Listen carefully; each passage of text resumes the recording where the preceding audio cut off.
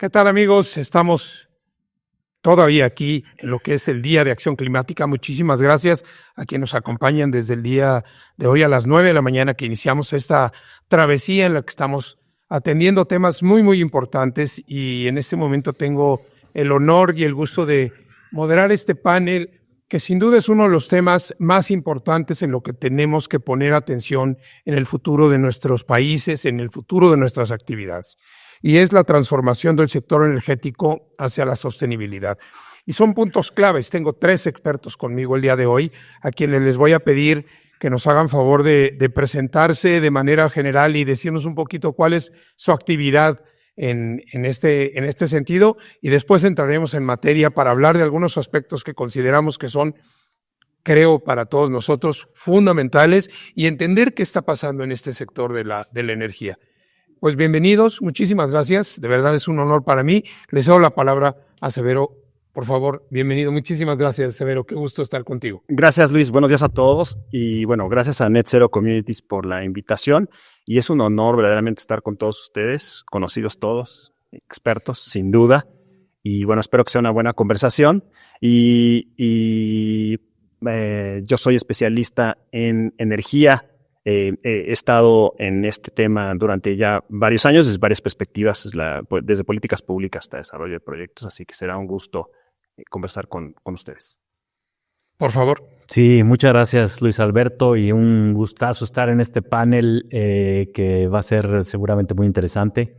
Y también un agradecimiento a Net Zero y a Toño y a Sally. Y bueno, yo soy Israel Hurtado, presidente de la Asociación Mexicana de Hidrógeno, y bueno, ahí estamos impulsando proyectos de producción, consumo y exportación de hidrógeno limpio en sus diferentes usos y aplicaciones, y seguramente ahora lo podremos comentar con más amplitud. Muchas gracias. No, hombre, muchísimas gracias. Y fíjense que dijo hidrógeno limpio, ¿eh? Por favor. Bueno, pues muchas gracias también por la invitación a los organizadores, a Net Zero Community. Muchas gracias aquí a los colegas que están compartiendo este espacio y a quienes seguramente nos van a escuchar. Yo soy Alejandro Callejas, trabajo en la Agencia Alemana de Cooperación Técnica, la GIZ, y actualmente estoy al frente de 2 proyectos, uno que se enfoca al tema de recuperación verde y otro al tema de transición justa, y justamente en este tema de transición justa es donde estamos ahorita, además de los diálogos energéticos, digamos, a nivel un poco más de marco político, enfocándonos en cadenas de valor y justamente en ver qué es lo que necesitamos para que esta transformación no solamente sea en un modelo energético, sino que también sea justa y no dejemos a nadie atrás.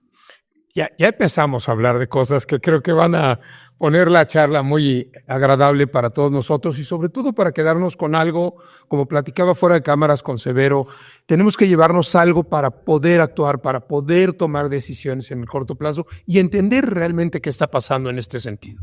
En ese orden de ideas, yo les preguntaría y les pondría 2 temas para que me ayuden a desarrollar en este momento.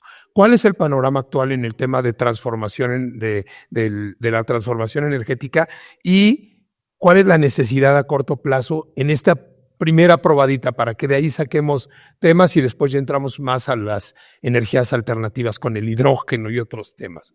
Severo, por favor. Ok, es un gran tema, Luis. Voy a dar algunas ideas que seguramente detonarán ahí un diálogo.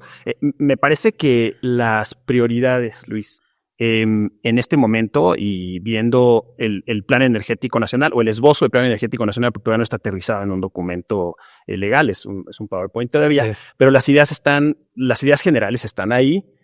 Hay 2 prioridades desde mi punto de vista, que son la confiabilidad del sistema, mantener el sistema funcionando, y la otra es la transición energética, ¿no?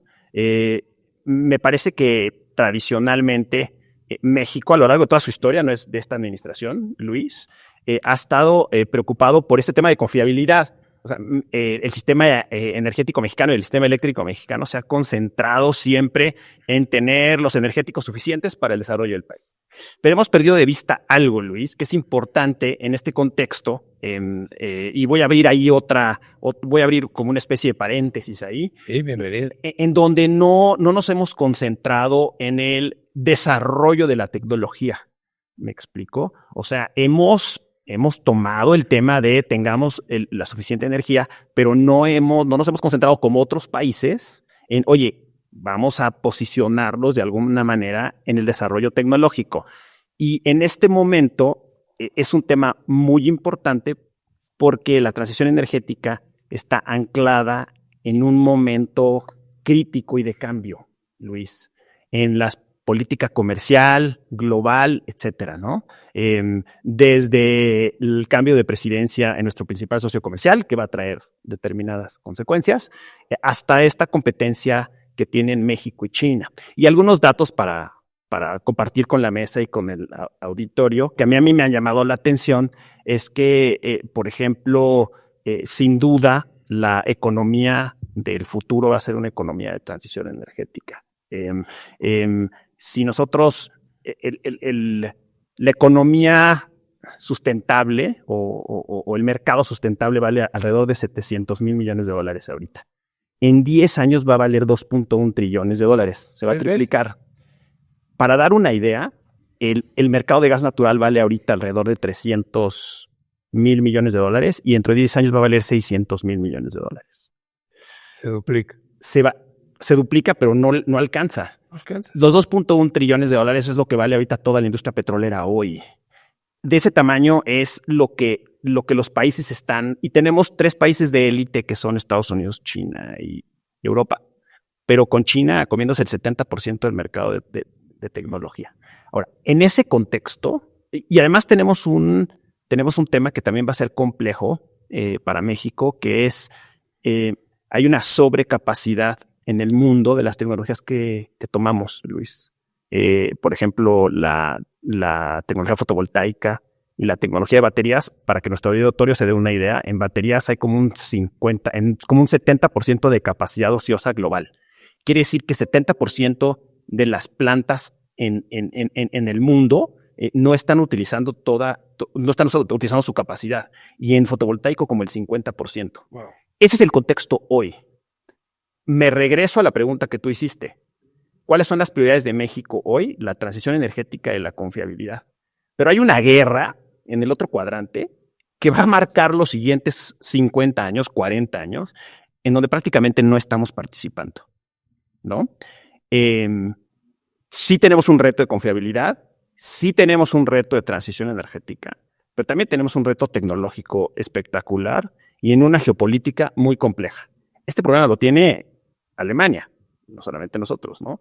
Pero ahí me quedo y Sí, muy interesante porque tocas 2 espacios muy importantes. En dónde estamos y yo tengo una idea personal que hay un retroceso en materia de energía y de transformación energética porque no hicimos las acciones correctas en los años previos. Y luego tocas el otro tema de tecnologías y de nuevas cosas que tenemos que hacer, y ahí es donde me gustaría escuchar tu posición, Israel, porque creo que es muy importante hablar de qué está sucediendo en este sentido desde esa perspectiva. Tú que estás del lado del hidrógeno, por ejemplo, ya hablaba Severo de, sí, de hoy en adelante va a ser una economía basada en transición energética, y definitivamente sí, porque vamos a vivir negociando la energía para seguir viviendo, literal. Por favor. Sí, gracias. Pues mira, yo creo que antes de entrar un poco al contexto del hidrógeno, sí creo que a veces estamos como armando un rompecabezas, pero con las piezas incorrectas, ¿no? O sea, como si nos hubieran cambiado de caja y entonces nada más nos tocó por ahí la foto que queremos armar, ¿no? O la imagen, pero con las piezas de otro rompecabezas, porque eso es lo que a veces parece que está haciendo México, ¿no? Es decir, por un lado, sí tenemos una ley de transición energética, una ley general de cambio climático, tenemos algunas disposiciones en las leyes correspondientes, en fin. Sin embargo, al día de hoy seguimos generando alrededor del 70% de electricidad con combustibles fósiles, ¿no? En México. De ese gran porcentaje, pues, más, un 80%, de ese un 70% es con gas natural, más o menos, ¿no? Todavía se genera con, pues, carbón, ¿no? Combustóleo, todavía se utiliza combustóleo. Entonces, digamos, ese es uno de los temas interesantes, ¿no? Cuando a mí a veces me hablan, me invitan a hablar sobre temas de movilidad eléctrica, Yo digo, bueno, está muy bien, estamos impulsando el tema de la movilidad eléctrica, la infraestructura, nos hace falta desarrollar más, en fin, más venta de vehículos eléctricos. Sin embargo, eh, ¿cómo machear o cómo empatar este tema de que ese gran porcentaje que tenemos todavía de generación de electricidad, 80% con combustibles fósiles, pues es la que va a alimentar a los vehículos eléctricos, ¿no? Entonces ahí tenemos una contradicción, digamos, que tenemos que resolver. Ahora, así está en muchos países, ¿eh? Tampoco es como que México sea la excepción, pero sí creo que a veces lo que decimos no va de acuerdo a lo que hacemos, ¿no? Ese es un tema que hay que empatar.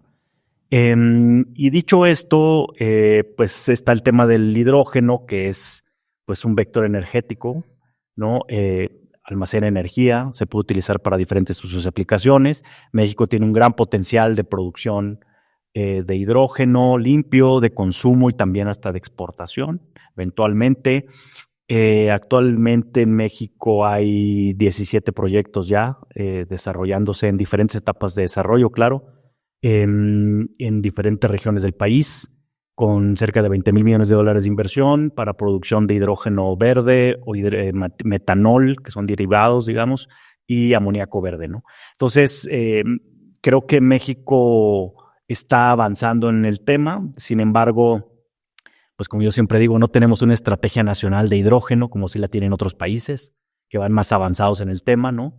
Y creo que ahí es donde tenemos que empezar a desarrollar algunas estrategias en particular. Nos hacen falta tener más incentivos, estímulos fiscales, ¿no? En otros países hay subsidios, hay incentivos, Estados Unidos no se diga, Europa. Y en ese marco, digamos, para suplir un poco la deficiencia que tenemos en cuanto a una estrategia nacional, la Asociación Mexicana de Hidrógeno y Movilidad Sostenible elaboró una hoja de ruta y una estrategia industrial de hidrógeno limpio, ¿no? Para impulsar el tema en México. Sin embargo, pues al final las estrategias nacionales son impulsadas desde los gobiernos y convocan a diferentes actores, industria, academia, medio ambiente, en fin, ¿no? De diferentes actores, ¿no? Que tienen que participar. Incluso el mismo gobierno, evidentemente, porque el gobierno tiene una gran parte de qué hacer en esta materia, en temas de certificaciones, normas, en fin, diferentes reglas en ese sentido. Entonces, ese es el contexto. Tenemos una perspectiva, digamos, positiva, ¿no? Somos optimistas en que esto va a avanzar. Sin embargo, pues sí nos falta trabajar mucho de la mano del gobierno. Fíjate qué interesante, y me están poniendo ideas que serán las preguntas, y voy a hacer preguntas muy directas en el siguiente bloque porque salieron dos temas que creo que van a ser muy puntuales. Pero vamos a escuchar, Alejandro, desde la perspectiva de ustedes en el tema de la GIZ, ¿cómo ves estos dos primeros puntos de arranque? Pues mira, antes que nada quisiera hacer un statement, así como regresar venga, después entrarle a esta parte del estado actual y ver algunos retos que tenemos y que estamos identificando muy claramente, que creo que no solo nosotros los identificamos, sino que también creo que el gobierno los está identificando. Y eso me parece que hoy habla muy bien de cómo se están viendo las cosas. Inicialmente es que somos una sociedad energívora. Entonces necesitamos energía para todos nuestros procesos. De la cantidad de petajoules que llegan del sol a la Tierra, nosotros regresamos, digamos, basado en las leyes de la termodinámica, casi 30% más de energía. Es decir, no estamos en un flujo natural, estamos poniendo desde hace bastantes años elementos de la litosfera en la atmósfera, y eso genera las condiciones que hoy en día denominamos como cambio climático.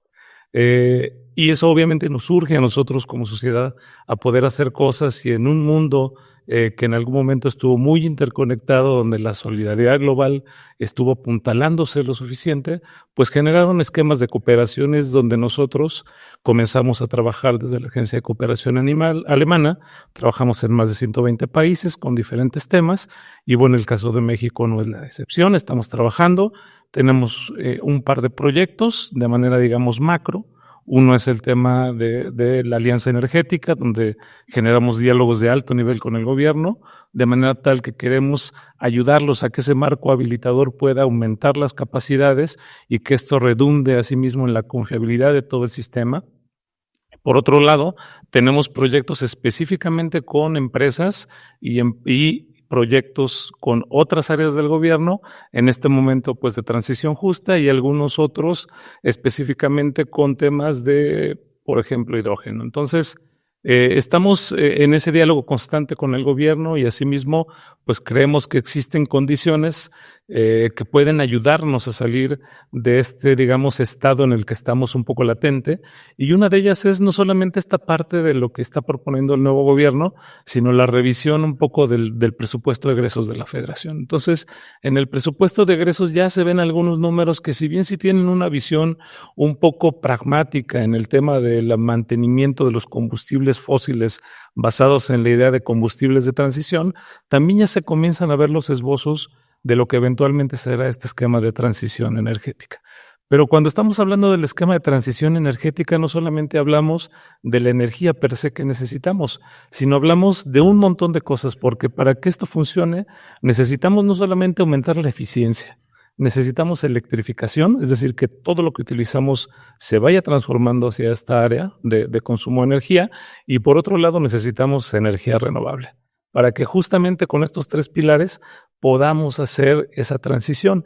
Esta transición tiene que ser justa, y para que sea justa necesitamos también un análisis de qué es lo que va a pasar con el empleo. Nosotros estamos haciendo un estudio que esperamos tener a mediados del año que entra sobre cuáles van a ser las necesidades de lo que se denomina upskilling y reskilling. Es decir, platicábamos, por ejemplo, del tema de hidrógeno. Seguimos haciendo profesionales que a lo mejor en el 2030 ya no van a tener ni trabajo. Necesitamos saber esos profesionales que necesitamos para no depender tecnológicamente, o al menos aumentar la capacidad del desarrollo de tecnología para la energía, pues son profesiones que sí las hacemos de una manera muy tradicional, pero que requerimos más capacidades, necesitamos más inversión en educación para poder ir desarrollando esto e ir apuntalando este tipo de profesiones. Nosotros desde hace 10 años trabajamos en un esquema de educación dual con el Gobierno de México y justamente estamos creciendo desde esta parte de abajo para saber cómo se puede hacer esta transformación, porque la cantidad de empleos que vamos a ganar son muchos, pero también los que vamos a perder son muchos, y necesitamos saber que no se va a quedar nadie sin la posibilidad de tener un medio de vida adecuado, justo y digno en este proceso de transformación. Sin duda va a ser un tema también muy importante a poner en la consideración. Y quiero darle la bienvenida a Andrea Arias, que nos acompaña también en el panel de Schneider Electric. Muchas gracias. Gracias. Andrea, bienvenida. Sabemos que esta ciudad nos traiciona en el tráfico, en los caos, etcétera, pero te damos la bienvenida con los colegas en el panel. Y te hago la misma pregunta. ¿Cuál es la situación actual desde la perspectiva de ustedes y cuál es la necesidad de esta transformación eléctrica de manera muy general? Y que nos hagas favor de presentarte y qué hacen en Schneider. Claro. Pues muchas gracias. Soy Andrea Arias de Schneider Electric. Soy gerente de desarrollo de negocios para México y América Latina. Y pues rápidamente, Schneider Electric es una empresa francesa con más de 120 años de antigüedad. Específicamente yo trabajo en la división de negocios en sostenibilidad, entonces por supuesto que estamos sensibles a todo el tema de la transición energética. Y bueno, como de inicio, creo que de punto de partida basada en lo que trabajo y todo esto, pues creo que la parte importante es para nosotros, la energía está completamente vinculada y es uno de los pasos iniciales hacia la sostenibilidad. Entonces, nosotros desde Schneider Electric creemos en que esta transición se va a dar con las personas, digamos, en el centro, y a partir de ahí todo lo que va a llevar hacia ser mucho más sostenible. Por supuesto, nosotros tradicionalmente tomamos la energía y los datos como punto de partida justo para volvernos sostenibles, la gestión adecuada de la energía y aprovechar, por supuesto, las oportunidades que los distintos mercados nos dan para avanzar con distinto tipo de tecnologías que nos favorezca esta transición. Por supuesto, escuchaba un poco lo que decían, el tema de la transición justa. Creo que nosotros desde esta división de negocios en sostenibilidad y como empresa estamos apoyando justo internamente, porque todo empezamos desde casa, el tema desde las brechas salariales, la inclusión, que todo tiene que ver también en la transición hacia una economía baja en carbono, más allá. Nos decimos que siempre empezamos desde la parte de la energía, pero la transición hacia una economía baja en carbono implica los demás pilares de la sostenibilidad, o sea, los envuelve. Entonces, claro que tiene que ver temas de eficiencia y electrificación son nuestro día a día. Pero hoy también se vuelven temas de sostenibilidad. Desde, digamos, desde gestión de datos de sostenibilidad para tener ciertos KPIs, ciertas mediciones adecuadas, cómo ayudamos a nuestros clientes en mercados específicos, por ejemplo, en el mercado de México. Y sobre todo creo que somos mucho más en muchas cosas como optimistas e iniciamos el trabajo de casa. ¿Qué es lo que nosotros hacemos en temas de eficiencia energética al interior y cómo ayudamos a los clientes? ¿Qué es lo que hacemos en temas de electrificación, lo que se llama esta revolución, digamos, 4.0? Pero bueno, le voy a dejar aquí un poco solo de introducción. Muchísimas gracias, Andrea. Creo que me pusieron difícil el resto del tiempo que tenemos porque voy a tener que hacer preguntas muy precisas para tratar de sacar algunos temas que creo que son fundamentales. Y me gustaría pensar una vez más con Severo para decirle, ¿realmente estamos haciendo en México lo necesario para una transición energética y tenemos los elementos para poder hacerlo lo medianamente necesario para los próximos años? Estamos a 5 años. Hoy se cumplen 5 años, un mes, para llegar al 1 de enero de 2030. Y es el objetivo que tenemos a nivel global. No es el objetivo la transición energética. Ya lo dijiste bien y me encanta. Te voy a comprar esa idea de vamos a vivir en una economía de transición energética. Sin duda. ¿Qué vamos a hacer? ¿Qué estamos haciendo bien y qué no estamos haciendo? Sí, el tema da para mucho. Un poco también hay que ser justos. La transición energética es el proceso de transformación más complejo que ha vivido la civilización humana. Eso no tiene, desde el punto de vista de ingeniería. Sí, desde la fogata hasta el día de hoy. Claro, porque ahorita tienes que andar en bicicleta y malabarear a la vez. Sí. Porque normalmente estabas preocupado tú por el cambio tecnológico y cómo seguimos el crecimiento demográfico y le damos energía a todos, etcétera. Ahora tienes que hacer una tercera. Tienes que hacer todo lo que estabas haciendo antes y además cambiar toda la plataforma tecnológica y lo tienes que hacer rápido porque si no, como lo dijo Alejandro, que me gustó mucho cómo lo dijiste. Porque si no, el tema de calentamiento global y de revertir los procesos y la relación entre la litosfera y la atmósfera, que realmente eso es el cambio climático, pues puede ser un tema de extinción.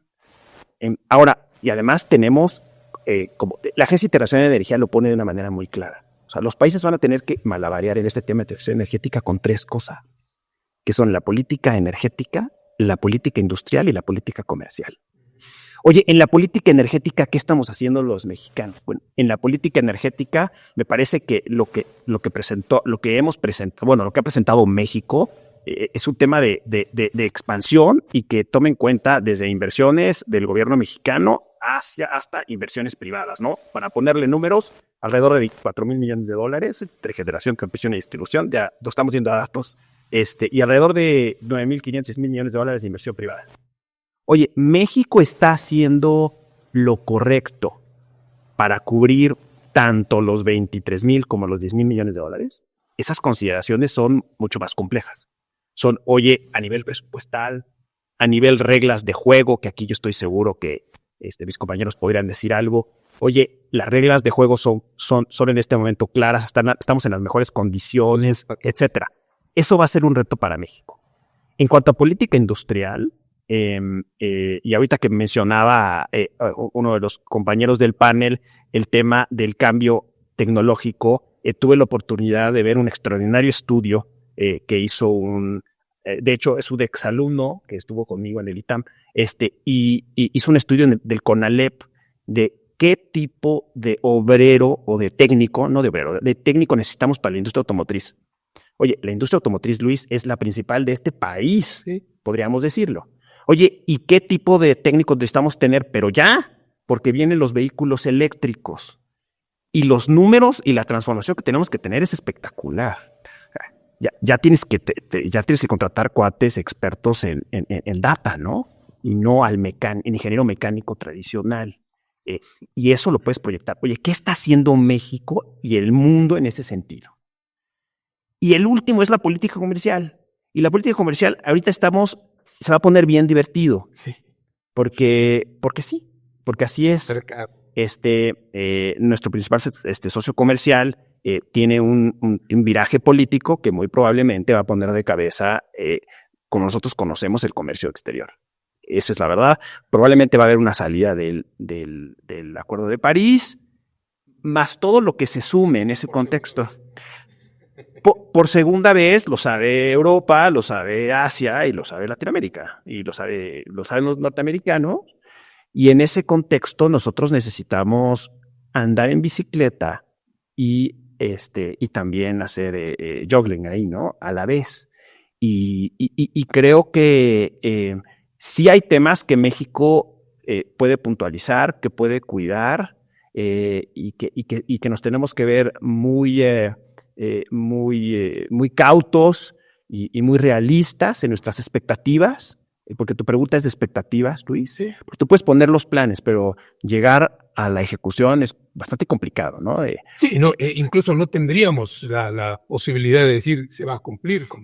Claro, y cualquier director de proyectos te lo puede decir, Pues, Luis, es complicado, la dirección de proyectos es complicada, pero me parece que está claro a dónde queremos llegar y lo que tenemos que hacer, ¿no? Y bueno, hasta ahí me quedo para mis compañeros. Fíjate que precisamente combina con la siguiente pregunta y voy en la parte tecnológica. ¿Estamos haciendo lo necesario en materia de tecnologías? Porque ya hablabas que, bueno, sí, el hidrógeno es una alternativa, pero todo este bagaje que México ha desarrollado por años, los técnicos que no tenemos preparados. Yo fui reportero de una cadena televisiva hace algunos años y en 1988 se construyó el Volkswagen número 13 millones, con el que casi cerraron la producción, porque la cerraron en 93. Y los técnicos estaban preparados para construir automóviles mecánicos, no automóviles híbridos o eléctricos con esta tecnología, lo que bien mencionabas ahora. ¿Cuál es ese cambio tecnológico al que nos tenemos que adaptar? Sí, gracias. Fíjate, también un poco para poner el contexto, creo que México siempre va un poquito más atrás, digamos, ¿no? Que lo que está pasando en otras partes del mundo. Digo, aunque nos duela decirlo, reconocerlo, pero como dicen, para solucionar un problema, pues tienes que empezar por reconocerlo, ¿no? Si tienes ese problema, pues tienes que empezar a reconocerlo para empezar a construir una solución. Y aunque nuevamente tenemos algunos instrumentos, digamos, de política pública que nos llevan hacia una transición energética lo más rápida posible, pues vamos atrás, ¿no? Y por ejemplo, hace poco estaba viendo que en Noruega ya al primer minuto del próximo año, o sea, en un mes, un poquito así, van a dejar de vender vehículos de combustión interna. Imagínense ese cambio, ¿no? Tan radical que están viviendo, ¿no? Y en otros países también se van un poquito más allá, otros dicen 2030, 2035, en fin, ¿no? Pero ese cambio tecnológico, nuevamente, todo lo que trae, todo lo que conlleva, ¿no? Y digo que vamos también un poco atrasados porque la primera instalación de paneles en techos en México fue en el 2008. Fue el primer contrato de interconexión a la red de una instalación de paneles en techos. Y es muy interesante porque, pues sí, hace 2008, pero en realidad ya íbamos tarde, digamos, ¿no? Igual las centrales solares a gran escala. La primera central solar a gran escala, pues fue en el año 2013, a finales de 2013, principios de 2014, hace 10 años, digamos. Y de ahí, bueno, ya desde ese entonces para la fecha, pues ya hay una buena cantidad de centrales solares a gran escala. Pero antes de eso era lamentable que no hubiera más, porque México tiene un gran potencial de radiación solar, o sea, tiene la instalación de parques solares, digamos, a gran escala, ¿no? Muchos nos envidian nuestra generación solar o lo que pudiéramos tener, o nuestra factoría de radiación, pues lo como se le llame. Entonces, creo que esa es una parte que tenemos que impulsar. Ahora, en México hay algunos institutos, por ejemplo, el Instituto Nacional de Electricidad y Energías Limpias, que ellos han trabajado en tecnologías, por ejemplo, de hidrógeno. Los equipos que producen el hidrógeno limpio se llaman electrolizadores, ¿no? Y ellos han trabajado y tienen patentes, por ejemplo, para desarrollar o para fabricar electrolizadores con nuevos materiales, por ejemplo. Bien interesante, ¿no? Solo que nada más se queda, digamos, a nivel laboratorio, ¿no? Nos falta llevarlo a la parte industrial y nos falta llevarlo a la parte mundial o global, o sea, que esta tecnología, pues, la puedan utilizar en otras partes del mundo. Nos falta mucho, y ya lo mencionaba Alejandro, nos falta mucho, nos falta capacitar y nos falta crear capital humano, digamos, o desarrollar capital humano para todas estas nuevas tecnologías. Creo que ahí el tema renovable pues ya se está, digamos, desarrollando en las universidades. Ya hay ingenieros en energías renovables, ¿no? En fin, ya hay maestrías y posgrados en energías renovables. De hecho, nuestra presidenta Claudia Sheinbaum pues estudió un doctorado en energía y con especialidad, entiendo, en temas renovables, ¿no? Que eso nos da una expectativa positiva, ¿no?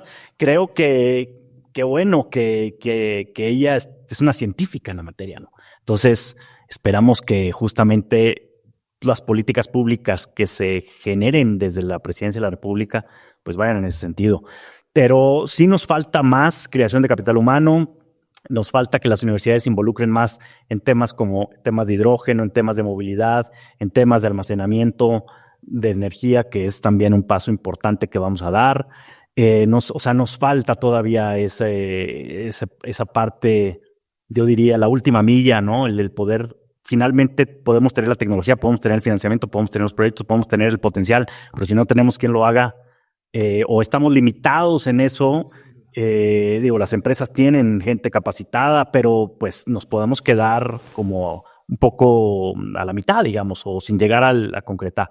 Y eso creo que nos está faltando un poco más también como país, pero lo importante es que estamos conscientes de lo que nos falta. Nuevamente, sabemos cuál es el problema, hay que reconocer el problema para empezar a trabajar en la solución, pero también gran parte de esto, pues creo que le toca al gobierno federal, ¿no? Entonces vamos a ver. Muy, muy interesante, y me siento que cada vez me están llevando más al fondo del océano para tratar de salir en unos pocos minutos de este mar de información que tenemos. Y antes de pasar con Alejandro, porque con él quiero hablar el tema de la catálisis que se genera desde los organismos internacionales, en ese sentido, quisiera preguntarte, Andrea, que desde la parte privada de esta labor que las organizaciones están haciendo, porque hacemos un esfuerzo grandísimo en las empresas por llevar la innovación, desarrollar, cambiar, va muy ligado a lo que estamos haciendo y a las tecnologías que tenemos que cambiar y a lo que viene a futuro. ¿Cómo lo ven de ustedes desde esa perspectiva? ¿Qué estamos haciendo bien y hacia dónde vamos? Pues mira, creo que, y sobre todo orientándolo al tema de políticas públicas y lo que ha ocurrido aquí en México, tenemos la fortuna, me parece, de tener una perspectiva muy global y poderla aterrizar en lo local. ¿Qué es lo que, por ejemplo, nosotros vemos? Todo el atraso que tenemos en cuestión de regulación vinculada al cambio climático. Por ejemplo, tenemos recientemente una ley de eficiencia energética en Chile, ¿no? Cosa que en México no está sucediendo. Lo que vemos en México son todo este tema de los impuestos subnacionales, que ya tenemos 8 estados al día de hoy que tienen estos impuestos y que 3 de ellos me permiten la compensación vía créditos de carbono. Y, por ejemplo, podemos revisar cómo está creado y estructurado el impuesto de, por ejemplo, un estado es Querétaro, que realmente hay muchas personas y muchas cabezas atrás de la creación de ese impuesto, y que realmente son cuestiones bastante complejas de realizar. Pero digamos que lo que creo que nos brincamos un poco es la parte de la prevención, que es todo lo que tiene que hacer una empresa antes de llegar a un impuesto, ¿no? A pesar de que se nos permita la compensación, y esto al final pues nos ayuda en términos básicamente de nuestro inventario de emisiones, dependiendo qué objetivo de descarbonización tengamos, ¿no? Pero creo que vamos atrás en términos de regulación. Si hablamos, por ejemplo, también en un comparativo, las bolsas de valores, lo que exigen las bolsas de valores aquí en México, lo que te exigen, por ejemplo, la B3 en Brasil. Si tienes una calificación, por ejemplo, de la organización del Carbon Disclosure Project, allá te va a dar un beneficio si estás cotizando en bolsa. Entonces, creo que en todas esas cosas vamos atrás, o el nuevo CBAM, este impuesto que va para los productos o bienes y servicios en Europa, que ya van a tener que tener estándares, un inventario, reportar con ciertos marcos, cuyo objetivo es, al final del día, un reporte de sostenibilidad de una empresa. Lo que va a buscar es transparentar las acciones lo más real posible, y por eso se van avanzando lo que está haciendo realmente la empresa para descarbonizarse, o para que su valor, más allá de la generación de la rentabilidad financiera de una empresa, genere realmente el valor económico y social y ambiental también que debería estar haciendo una empresa. Entonces, creo que en esos temas, en lo que hemos visto en México, ya para cerrar, es que tenemos muchas empresas que no necesariamente cotizan en bolsa, incluso empresas familiares grandes. Muchas de ellas, creo que tenemos, lo diríamos como un 50-50, muchas de ellas no están preocupadas porque no hay un incentivo para ir hacia hacerse más sostenible, si no hay una visión en el largo plazo de que la sostenibilidad va, digamos, vinculada con la rentabilidad. La sostenibilidad es una ventaja competitiva para las empresas, más allá de que hablemos en otros términos, digamos, sociales.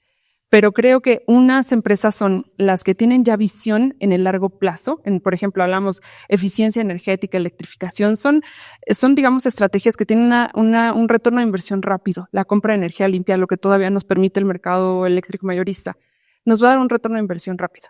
Pero ¿qué no vemos, por ejemplo, en el largo plazo? Vincularte con tu cadena de valor. Eso va a ser en el largo plazo. Entonces, hay empresas que sí tienen esa visión en México. O sea, tenemos empresas grandes, globales, por decir algunas, un Cemex, un Bimbo, un Banorte que está, digamos, regional, pero que ya tiene objetivos basados en ciencia, es decir, que ya van un paso más allá. Pero también tenemos otras empresas que, ya que la regulación, que al final de los primeros factores que deberían de estar presionando hacia la sostenibilidad, tendría que ser la regulación, además, diga, claro, de los inversionistas, los consumidores, de las otras partes interesadas, ya que no hay ese empuje y tampoco incentivos, no lo hacen. Entonces nos volvemos, creo que como en muchas cosas, más bien reactivos, ¿no? Y vemos que el mundo está avanzando hacia ello y de pronto nosotros estamos más bien como siendo observadores de esta nueva coyuntura global. Y creo que este momento justo con lo que está pasando en Estados Unidos, con que ahorita tenemos la COP, es un momento como que estamos observando, pero que podríamos empezar a tomar el liderazgo que creo que sí nos da nuestra posición geográfica, que justo vinculado a lo que decía Israel. Es un punto súper interesante y ahorita que mencionaste la COP, también me da el paso directo para Alejandro en este sentido de cuando las naciones se reúnen, cuando tomamos decisiones conjuntas, cuando tenemos una visión y hacemos una hoja de ruta conjunta, funcionan muchas veces bien las cosas. Ya lo pregunté y lo voy a dejar para el punto final de cuál es nuestra hoja de ruta en este sentido a concretizar. Pero, Alejandro, ¿qué está haciendo como catalizador hablo de la GIZ y de los organismos internacionales para ayudar en la transición energética en el mundo? Y en particular, pues hablo de México, pero nos están viendo de muchos lugares. Entonces, por ello quería tomar ese punto en este momento. Pues mira, la verdad es que hay muchas de las acciones, algunas que son parte de las agendas no solamente de clima, sino de biodiversidad, el tema de suelos, el tema de transición justa, que obedecen, digamos, a distintas convenciones y que tienen un organismo de supervisor, ¿no? Del sistema multilateral. Y bueno, nosotros vamos dialogando con los países a través de las embajadas y los cuerpos diplomáticos, se hacen intercambios de notas y obviamente eso deriva en ofertas de proyecto que después se van gestionando e implementando dentro de todos los países. Tenemos esquemas muy específicos, por ejemplo, en la parte de transición justa, en el tema de energía en particular. Por ejemplo, tenemos un proyecto global como GIZ que está ahorita trabajando en Colombia y en Indonesia, para transicionar a las comunidades que todavía están viviendo del carbón, ¿no? Entonces, son proyectos muy grandes. En algún momento también Alemania formó parte de este fondo para la transición justa de los países, por ejemplo, de Sudáfrica. Existen esfuerzos de este tipo, pero creo que una parte importante de la cooperación bilateral y multilateral que tenemos es que no solamente, y ocupando el ejemplo de la bicicleta y los malabares, uno se da cuenta de que no es una bicicleta, que es un monociclo todavía. Entonces, creo que la otra parte que hablamos, porque tiene una que ver con lo que vemos de lo que se necesita, desde la parte que nos toca, pero también hay otra parte que depende del usuario. Y aquí me parece muy importante porque se me hace muy ejemplificativo. La primera vez que respondí a una demanda de mi madre, digo una demanda no legal, pues, pero de que le cambiara yo la olla express por una olla eléctrica, y llegué con la olla y se la di. Cuando se enfrentó a la pantalla, la guardó en una caja y dormí en sueño de los justos algunos meses. Hay que aprender a no ser creativos cuando no compartes la información. No, y es que eso te pinta esta parte de la complejidad. No solamente necesitas gente que esté desarrollando, necesitas que los usuarios también se capaciten.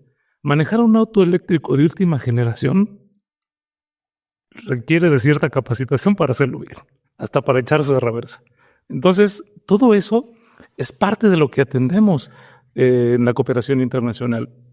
Estamos trabajando con MIPYMES, y no hablo solo por mí, también está USAID, está AFD, está la cooperación de los Países Bajos, está Canadá. Somos un gran vínculo, aparte de todas las agencias de Naciones Unidas que están trabajando en estos aspectos de energía y de transformación, y estamos trabajando con cadenas de valor, desde las MIPYMES, creando fondos, porque sabemos que hay una brecha muy particular en la parte de acceso al crédito y al financiamiento, y entonces estamos trabajando con ellos. Tenemos un fondo en AFIN específico que tiene una tasa para otorgar créditos 10 puntos por abajo de la banca comercial. Sabemos que la banca comercial en este momento, mientras hablamos, está desarrollando prácticamente la mitad de toda la banca comercial del país, va a inaugurar productos de financiamiento y de crédito de este tipo para el siguiente año.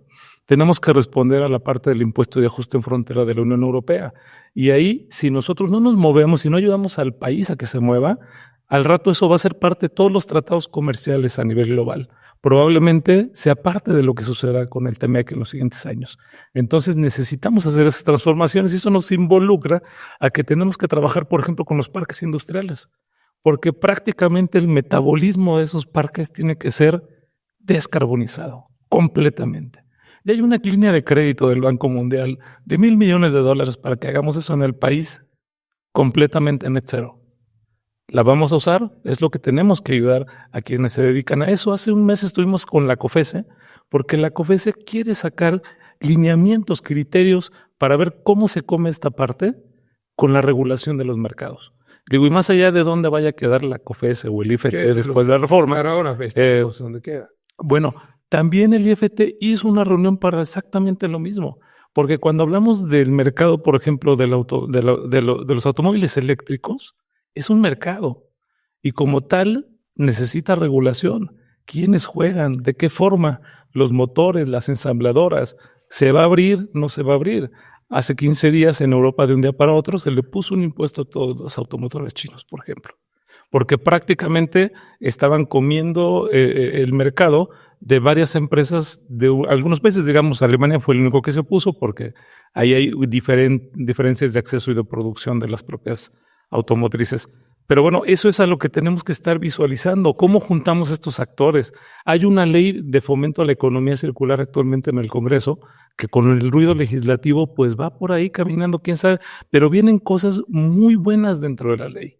Y eso se tiene que articular con los planes para los nuevos técnicos, con cómo hacemos que esos mercados de capital, con los actores financieros, puedan comenzar a integrar todos estos aspectos. Viva hace poco, junto con el apoyo de unos colegas, también ya hizo su ring bell de este tipo de oportunidades para quien financia las cooperativas. Entonces hay que democratizar también ese tipo de accesos para poder lograr una descarbonización en todos los niveles, porque estamos nosotros, por ejemplo, apoyando, y con esto cierro, un proyecto de generación de hielo solar con un par de cooperativas de pescadores, en un esfuerzo donde estamos trabajando con el PNUD, con el programa de pequeñas donaciones, con la propia cooperativa, y es para la cadena de frío.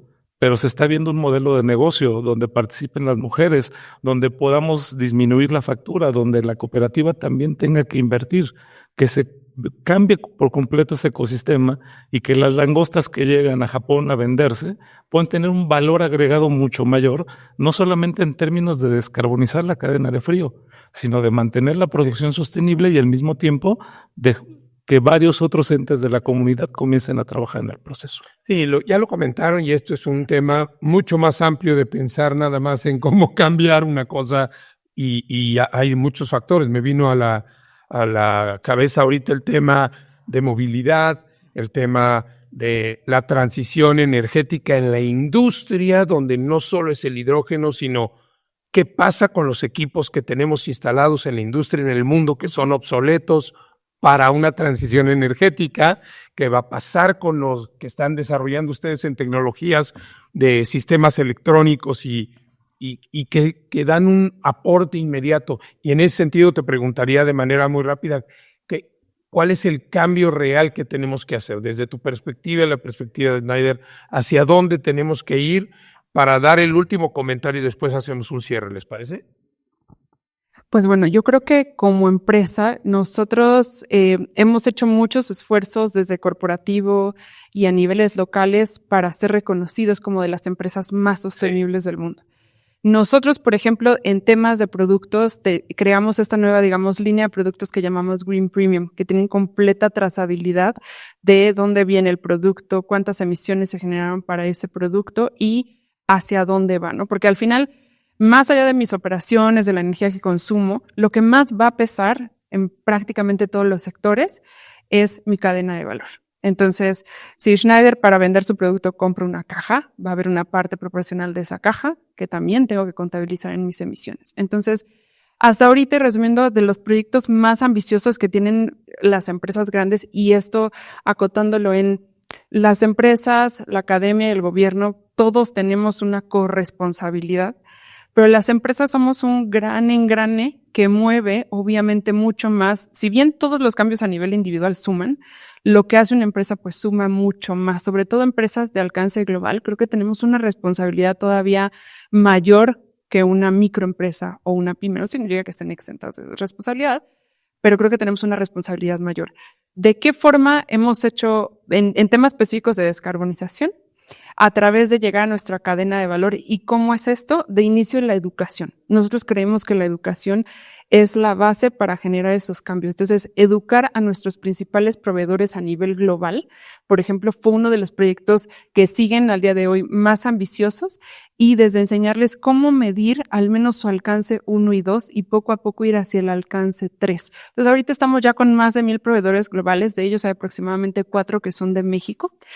Y es básicamente poner, uno, la educación de nuestros expertos y por otro lado, la digitalización de la información. Es decir, migrar hacia lo digital como un puente hacia la sostenibilidad es lo que nosotros hemos hecho al menos al interior. Obviamente en temas de la parte, digamos, de comunidad o local, desde un programa que me parece muy bonito de la empresa, que es el programa para electricistas, y es capacitar en estas comunidades para que puedan tener o su propia microempresa o puedan emplearse en la empresa o se empleen en otras empresas y se capaciten, ¿no? Pero creo que esto es ya cada vez es más común, pero creo que sí como grandes empresas tenemos una responsabilidad todavía mayor que una pyme, ¿no? Y definitivamente tenemos que ir dándole la mano a nuestros mismos proveedores o a nuestros clientes, depende del lado de la cadena de valor, para realmente conseguir, de inicio, nuestros propios objetivos de descarbonización. Sí, la exposición de marca, la exposición del producto te compromete a hacer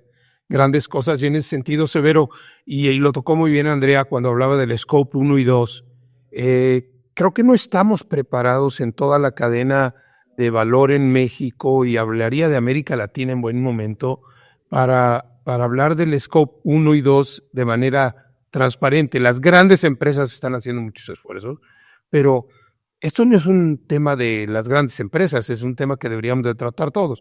Ya llegar al Scope 3 nos va a costar un poquito más de trabajo porque tendríamos que involucrar a todos los actores, y volvemos al tema de la movilidad, de los empleos, de la tecnología, de lo que se está fabricando. Pero ¿cómo ves este sentido de qué podemos hacer para ayudar a promover esa transición energética en el mercado en nuestro país y en la región?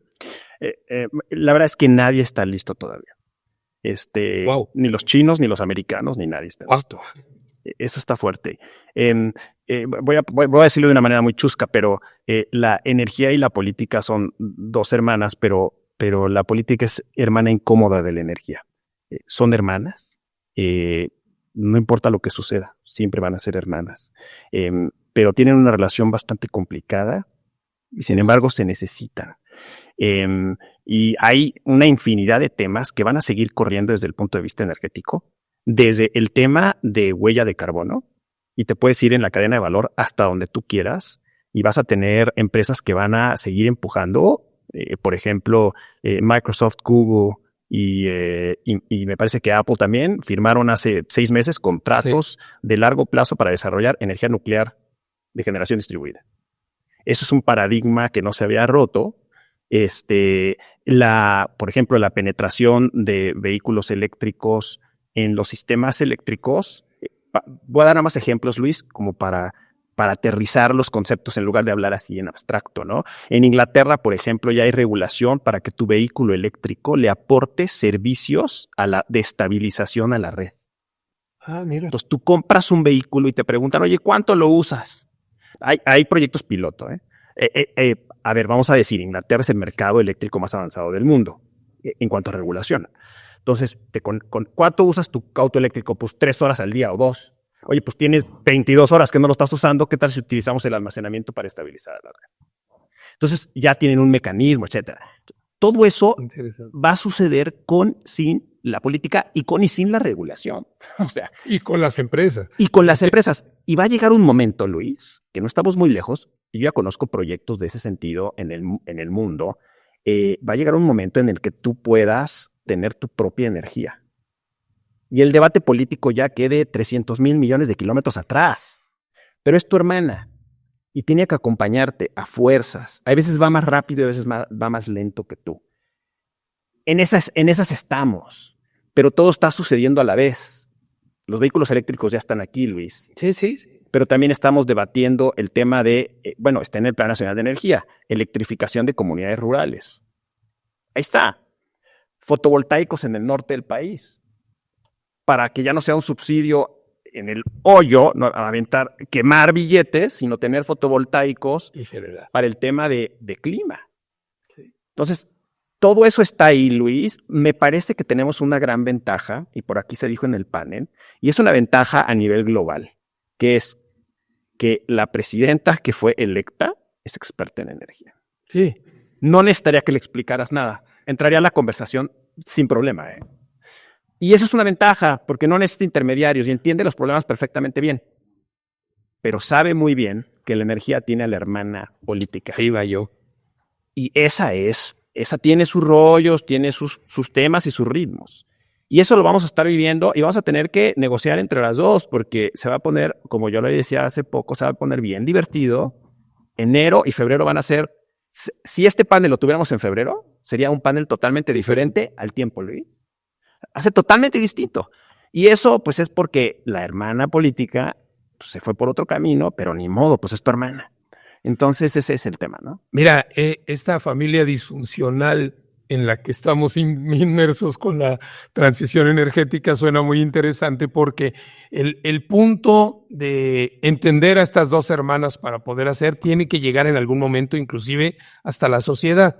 ¿Qué tan difícil es que le llegue el hidrógeno al usuario final? Esa es una pregunta que alguna vez me hice. Pero también qué tan difícil es que el Scope 3, en donde todos tenemos que hacer que la cadena de valor funcione y que todos participen, vamos a lograr que la inversión caiga, no va a ser tan fácil tampoco, ¿no? Entonces, ¿cómo verías tú el alcance?